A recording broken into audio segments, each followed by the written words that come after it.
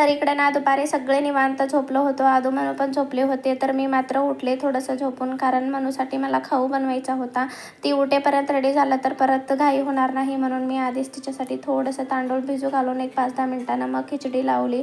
आणि इकडं दही घेतला, थोडंसं नमक घातलं, कारण ना सध्या ना जेवण जातच नाही आहे बिलकुल. काही ना काही लिक्विडच प्यायची इच्छा होती, म्हणून इकडं ताक बनवून घेतला पटापट आणि पिऊन घेतले. तोपर्यंत ह्या दोघी उठल्या होत्या. त्यांना पण खाऊ पिऊ वगैरे घालून इथं अगदी घराच्या जवळ ना पार्क आहे, तिकडं गेलो होतो. तिथं मस्त एन्जॉय केल्याने मनूचं तर असंच काहीसं चालू आहे. ती मी बसवलं तर बिलकुल बसत नाही आणि सोडलं तर असं मस्त उलट जात आहे घसरगुंडीवरती, आणि पकडायला गेलं तर परत फास्ट फास्ट जाते. आदू पण छान खेळली तिथं. आणि येताना ना आईस्क्रीम घेऊन आलो होतो. बाहेर गेलं ना काही घेतल्याशिवाय येणारच नाहीत मुलं, हे तर कॉमनच आहे.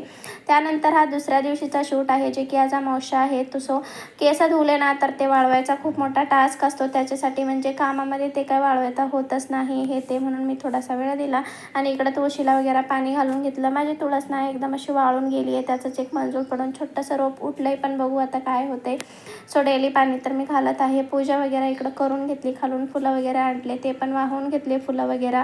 आणि इथं नैवेद्यासाठी मस्त शिरा बनवला होता, कारण आज अमावस्या आहे. सो माझ्या देवारा ना वरी आहे, खाली मला प्लेस नाही आहे ठेवायला, आणि पूर्ण खाली ठेवलं तर मुलं म्हणजे मनू तर ठेवणारच नाही. सध्या मला सगळं म्हणजे वरच ठेवावं लागते, पाण्याचे घागरे वगैरे. सो इथंच आजचा ब्लॉग एंड करते. आवडला असेल तर लाईक, शेअर आणि सबस्क्राईब करायला विसरू नका. बाय.